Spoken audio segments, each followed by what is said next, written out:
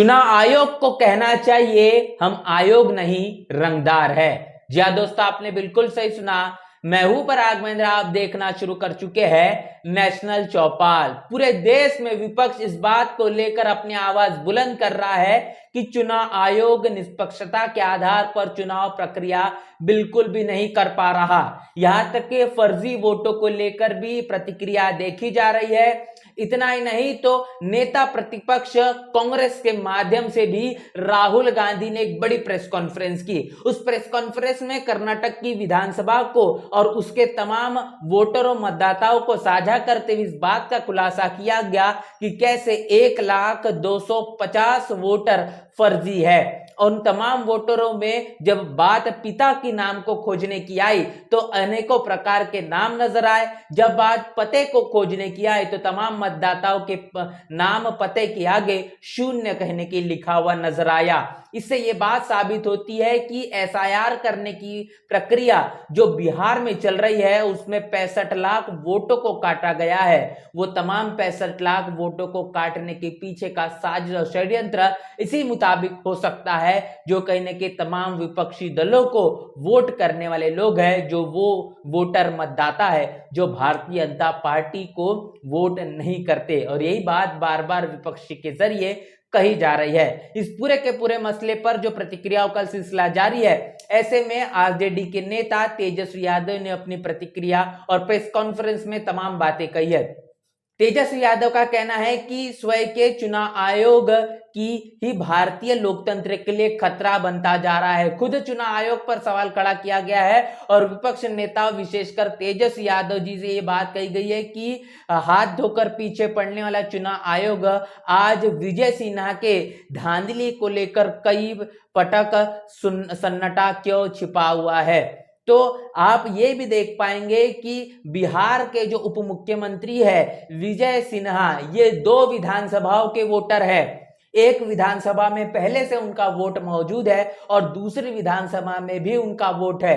कुछ बिहार के उप मुख्यमंत्री एक जगह नहीं तो 2-2 जगह वोट दे रहे हैं, तो क्या उन पर कार्रवाई होगी?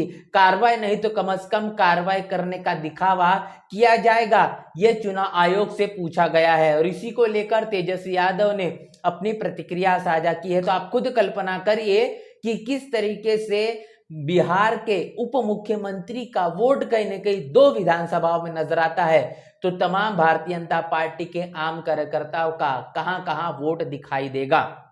इसके साथ साथ नेहा सिंह राठौर जो अपने गीतों को लेकर हमेशा से सुर्खियों में रहती है, उन्होंने भी अपनी प्रतिक्रिया साझा की। उन्होंने कहा है कि चुनाव आयोग के मुताबिक बिहार में दुनिया के सबसे ज्यादा उम्रदराज लोग रहते हैं। इसके पीछे का दावा साझा करते हुए उन्होंने एक स्क्रीनशॉट शेयर किया है जहां पर तमाम वोटर और उनकी उम्र को भी यहां पर दर्ज किया गया है। जहां पर नीता देवी नाम की जो महिला है उनकी उम्र 124 वर्ष लिखी हुई है।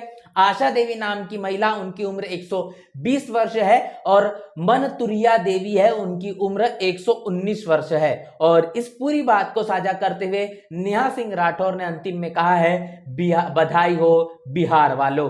तो आप कल्पना करिए कि आज जो बिहार में एसआईआर हो रहा है, वोटों को किस मुताबिक फर्जी तौर पर दर्ज किया गया है, जहां पर उम्र आप कल्पना नहीं कर सकती 124, 120 और 119 वर्ष मतदाताओं की लिखी हुई है, जिसको नेहा सिंह राठौर ने साझा किया है। और उप मुख्यमंत्री को लेकर जो बातें, बिहार के उप मुख्यमंत्री को लेकर तमाम जो बातें साझा की गई है तेजस्वी यादव के जरिए, और चुनाव आयोग को कहा गया है कि इस पूरे मामले पर क्या कार्रवाई होगी, कार्रवाई करने का क्या दिखावा तक होगा या फिर नहीं। इसके साथ साथ आपको बताएंगे और एक चीज जो कि खुलासा राहुल गांधी इनके जरिए किया गया था। कर्नाटक की महादेवपुर विधानसभा थी, जिस महादेवपुर विधानसभा को लेकर 80 वोट एक ही घर के पते पर थे और एक ही घर के उस पते को जब जांच पड़ताल के तौर पर इंडिया टुडे के जरिए फैक्ट चेक किया गया तो दिखाई दिया कि मकान मालिक जो शख्स है वो भारतीय जनता पार्टी का कार्यकर्ता ही है।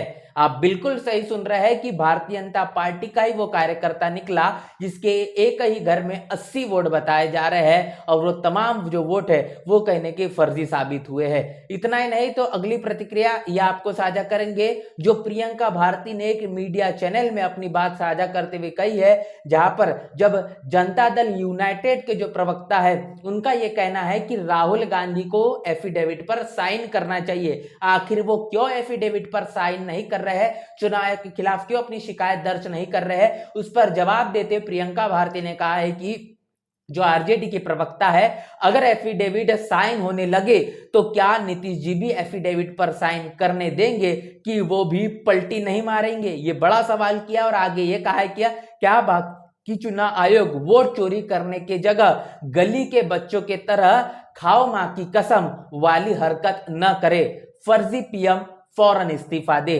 जिस तरीके से बयानबाजी चुनाव आयोग के जरिए होते हुए दिखाई दे रही है, इस पर तीखी प्रतिक्रिया देते हुए प्रियंका भारती ने कहा है कि अमूमन तौर पर जो छोटे बच्चे मां की कसम खाने की बातें अमूमन तौर पर छोटे समय में करते हैं, जब बच्चे जब वो होते हैं, उसी तरीके की हरकत अब चुनाव आयोग भी करना शुरू कर चुका है। आखिर ये चीज क्यों बंद नहीं हो पा रही?